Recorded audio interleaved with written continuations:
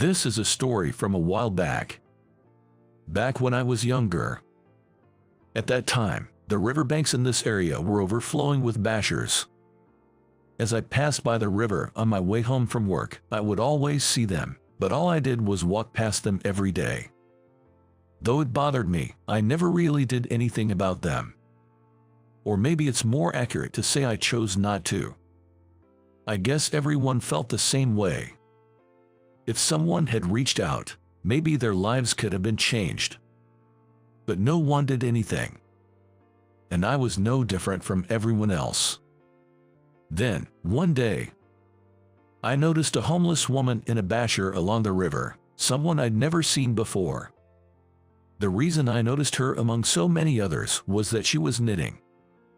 Amidst the cardboard homes, the area was filled with cans and newspapers, seemingly collected from outside. However, in her case, there were also several skeins of yarn, seemingly well organized. Morning and night, whenever I saw her, she was always knitting something. The things in her hands turned into scarves, sweaters, and various other items, always using green yarn.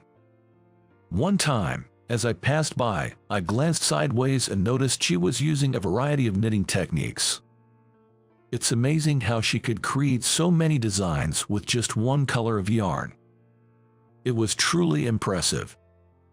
Having worked at a fashion magazine for many years, I had never seen such original knitting techniques. Then, on one night on my way home from work, I saw her unraveling a sweater she had painstakingly knitted, turning it back into mere yarn. What a waste!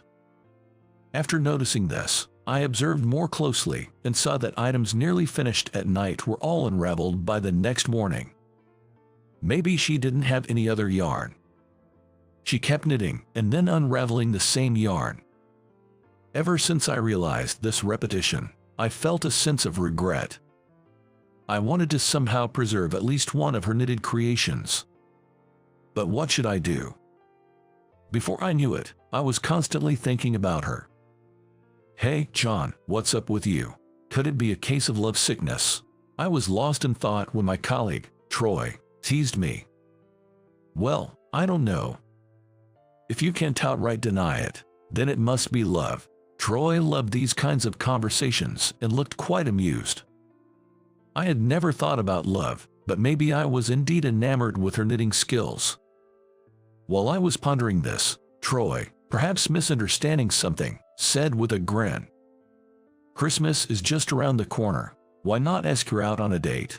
We're not exactly in that kind of relationship." Even though I responded that way, Troy playfully nudged me, saying, "Good luck," and seemed to be having a good time. Really, what a handful.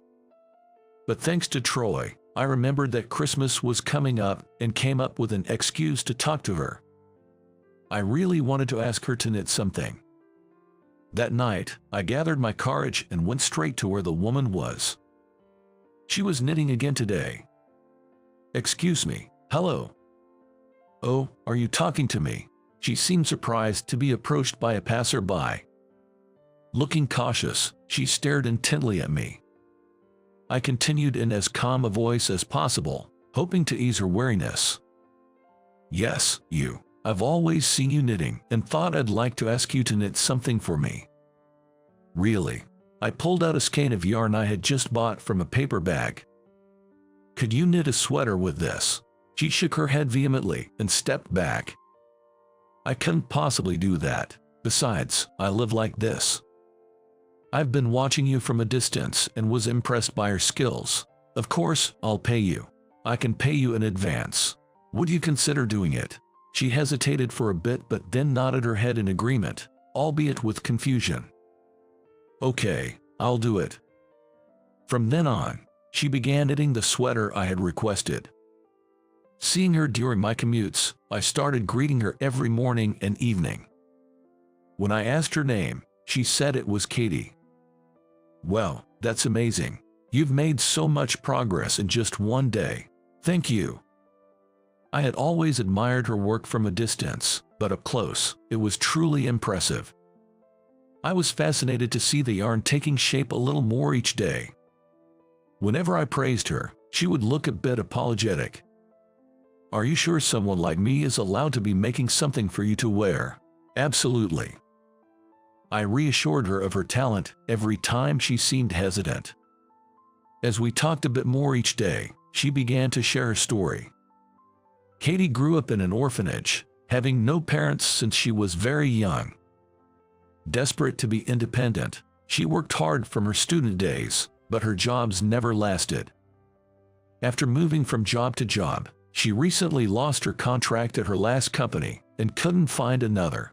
Eventually ran out of money and ended up here. "All I can do is knit.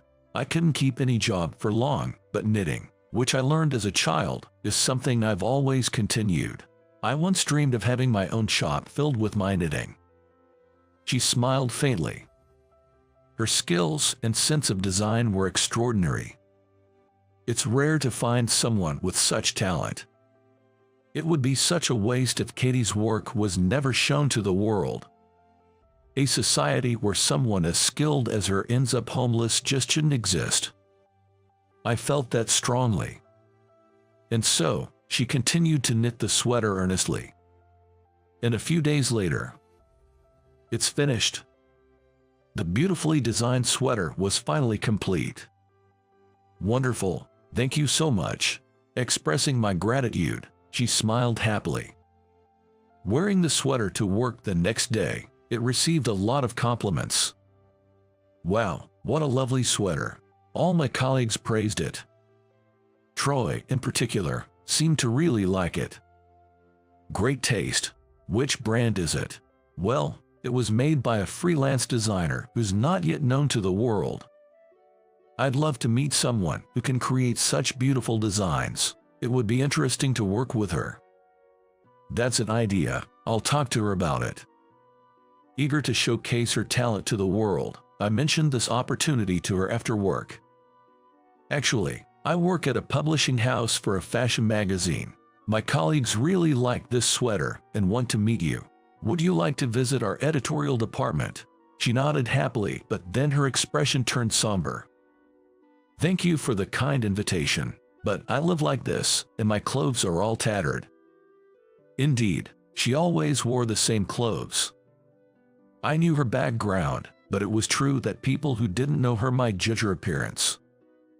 "If you're okay with it, would you like to come to my place? My sister is visiting this weekend. I'll provide a change of clothes and you can take a shower." "That's too much. I couldn't possibly." "Oh, could you teach my sister how to knit? She wants to knit a scarf for her boyfriend, but first, please come to my house." "Okay." So, the following weekend, I invited Katie over to coincide with my sister, Emily's visit. I offered her a shower and I bought her some simple clothes as a gift. When I presented it to her, she shook her head again. "It's too much to accept these clothes. I'm happy just borrowing them." "No, please, don't hesitate to take them. And it would be great if you could teach me how to knit." Reluctantly, she accepted after my sister's insistence. After her bath, Katie, all cleaned up, looked very beautiful. Then I decided to take her to my company. This is the designer who made my sweater. I introduced her and explained her situation to the gathered employees in the meeting room, but they looked skeptical. I thought she was from some brand. I was expecting someone more impressive. Katie, sensing the whispers and the atmosphere, opened her mouth. "I should leave. Sorry for the intrusion." I hurried after her as she quickly left the meeting room. "Katie, wait, please." I knew I didn't belong here. Tears streaming down her face, she crouched down. "It's not like that at all. I'm sorry for forcing you into this situation. I had brought her here, pushing her beyond her comfort zone." All I could do was apologize as she cried quietly. I thought everyone would understand if I explained the reason, but perhaps that was a naive notion. I intended to be supportive of her, but maybe I was just assuming I understood her situation. After she left the office, I returned to the meeting room. Then, my colleague and the department head, Tom, confronted me. "Who was that woman you brought? What were you thinking?" We can't work with someone we barely know." Tom was especially upset, completely reversing his praise for the sweater she made. Was this the harsh reality? Once homeless, it becomes difficult to re-enter society and work. Despite her hard work and exceptional skills, she couldn't even get a chance to showcase them. Knowing Katie's talents and character only made it more frustrating. The next day, on my way to work, I saw her by the river, still knitting despite everything. Her conviction was strong.